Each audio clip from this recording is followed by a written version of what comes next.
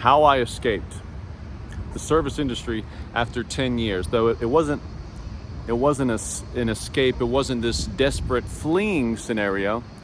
Really, it was a very peaceful, accepting exit, which is what we're going to get into. Is it going to be on some hippie shit? You tell me.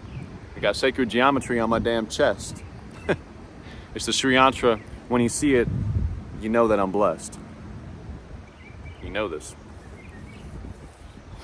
Yeah, we're gonna go hippie. It has some very hippie elements, some very quantum physics elements, some very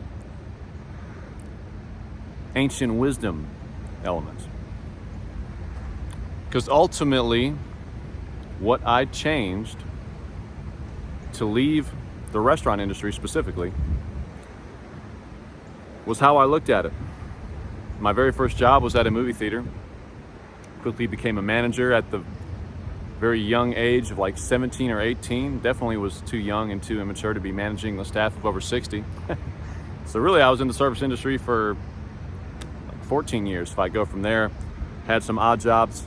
Got my first serving gig waiting tables at like 2021.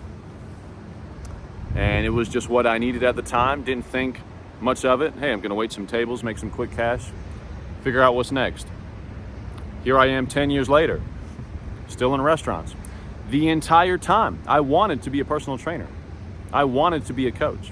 I wanted to work in the fitness industry. I was being a pussy. That's a whole nother video. In fact, I've already made that video, but I can always go over it again in more detail. And so, being too scared, too cowardly to really pull the trigger on being a trainer, I just kind of found myself drifting from restaurant to restaurant, admittedly getting better and better jobs.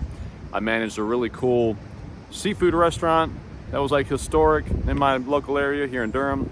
I managed a pizza chain that was really cool, privately owned pizza chain. That was a great experience. And then the restaurant I left is a freaking local legend. Google Huff Cafe and Bakery is like one of the coolest, most unique restaurants in my triangle area, also in Durham. If you're in the local area, you probably know what I'm talking about. If you don't, you got to go check it out. Epic spot. That patio was like straight out of Narnia.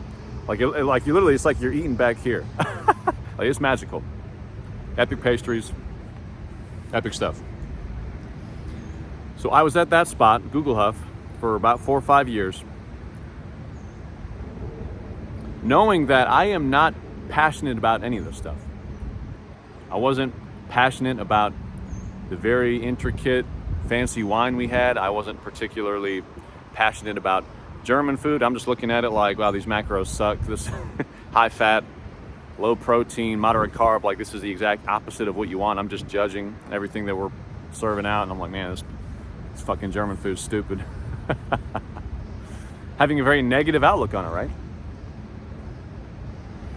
Year 1, year 2, year 3, I can't remember at what point it was, became the manager of the cafe, got settled into a really cool schedule, set schedule, 7:30 to 3:30, worked out every day after work with my wife. Very cool. Mondays off every day. Really cool of the owner to do that.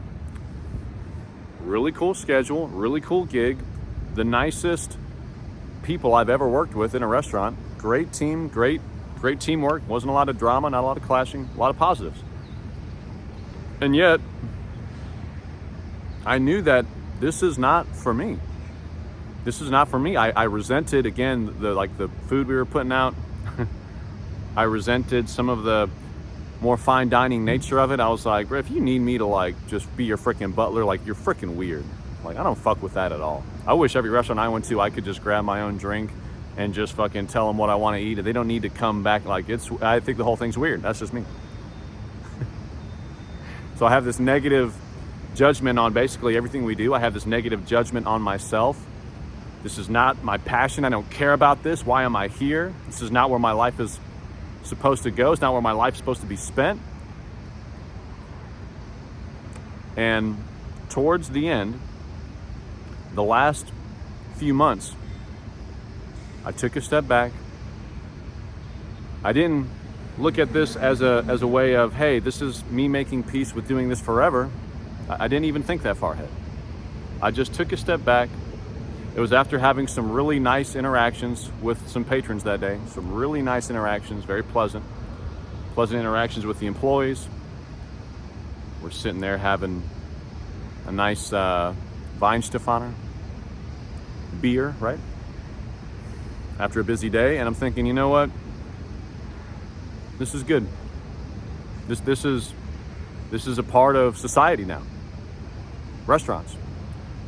People can come in and they're busy.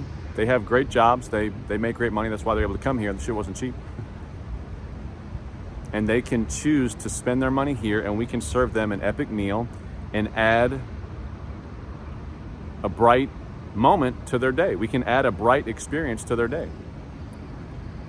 We are enhancing this local area. We're enhancing the quality of their life. Like, people freaking love this place. People love this place.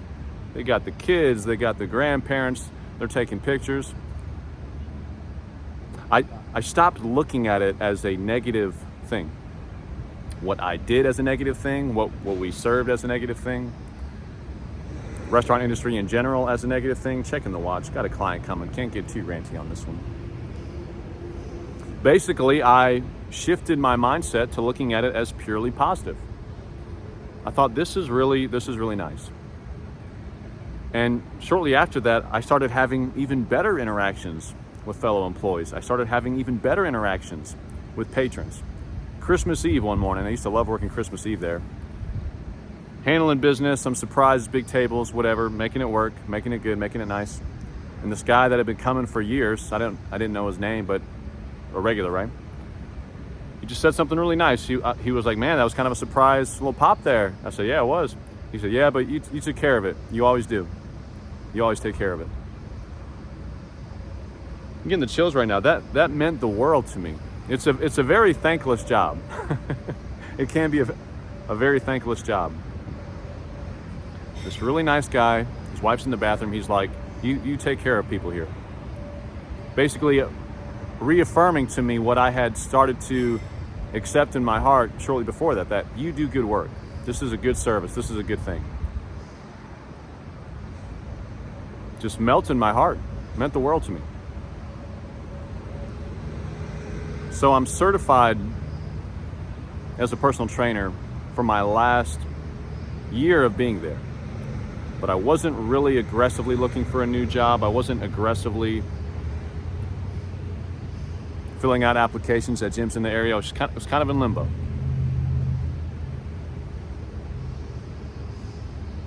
I want to go through this step by step. I was now looking at what I did as a positive thing. The frame I stepped into, the energy I stepped into, the frequency I stepped into was acceptance. I was no longer resisting that I worked at a restaurant, managed a cafe. I was no longer resisting. I put so much years into this, and I know this isn't going to be what like my life is. This is not a good use of my time. This is not a good compounding effect. I stopped all that negative stuff. I accepted what I did, how I spend my time, everything about the place. Acceptance is extremely high on the frequency chart. And I wasn't even thinking of, this is all in retrospect that I look back and I'm like, holy shit. The way the stars aligned and these different points that led to me leaving is kind of crazy. This wasn't intentional. I didn't look up the frequency chart or watch some YouTube video and be like, oh, I need to make it positive, and that's how I'll like have this nice outro. It's just what happened. And then I found some manifestation method, and it's funny that there's so much manifestation stuff on YouTube that we sleep on it. It's like, oh yeah, like the 444 method, or the 641, like whatever, right? I don't even remember which one it was, but I just saw one, and I was in a really good state that day. I didn't overly judge it or overly criticize it or think it was goofy. I didn't even think, hey, I'll try it. What's the worst that can happen? I just did it.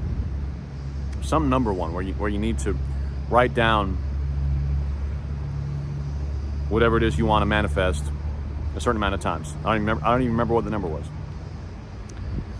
Get out my special book. I write I love my perfect personal training job. I love my perfect personal training job. I love my perfect personal training job. I was saying it out loud as I was writing it, and I wrote it. It had to be over 60 times until my hand and forearm were smoked, and then I continued to write it, and then I continued to write it until my thumb is getting tight just remembering how many times I wrote that. The very next day, I see an ad on Facebook for Capital Strength, private gym here in Raleigh, North Carolina. I had actually contacted them a few years before that, wanting to intern or shadow just to get some experience. So I was familiar with the facility. I fill out the application. My wife helped me fill out the application. Got to give my flowers to her on that. I was so, to the very last moment, I was so nervous and lacking in confidence in pursuing this field. I fill out the application. The very next day, the hiring manager calls me.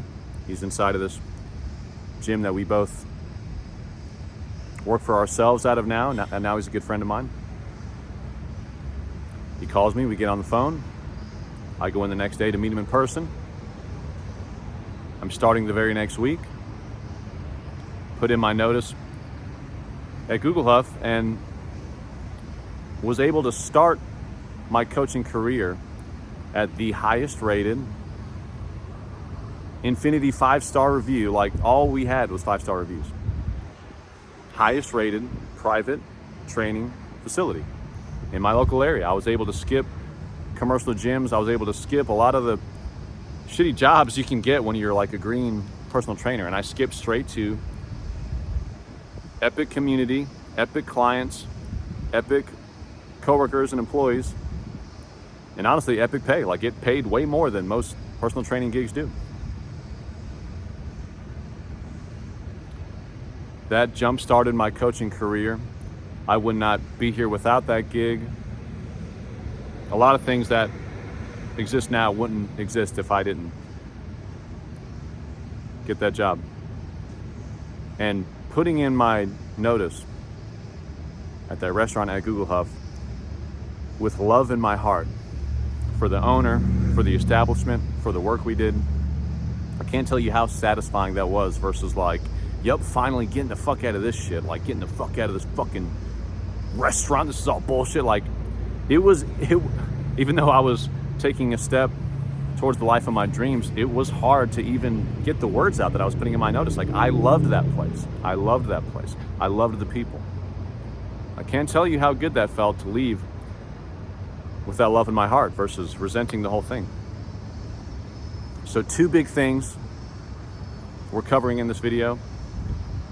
One is that frequency of acceptance, not that you're accepting, hey, you know, if this is all I do forever, I mean, things could be worse. I'm not saying that.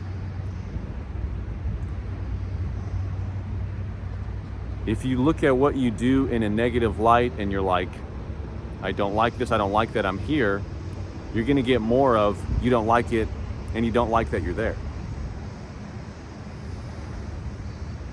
If you can take a deep breath,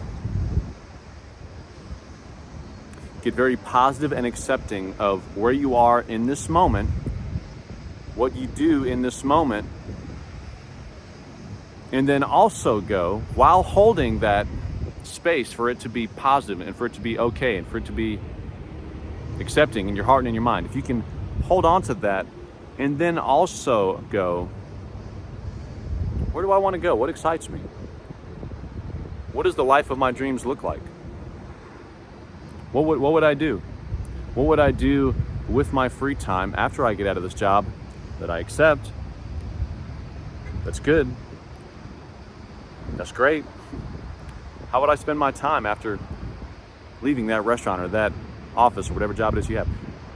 How would I spend my time? What energy would I invest into getting the life of my dreams? And then look up some random manifestation method. Don't overthink it, and it'll work. Because that's what happened to me. More so a personal story than a step-by-step tutorial. But I hope that helped. And I'll see you in the next one.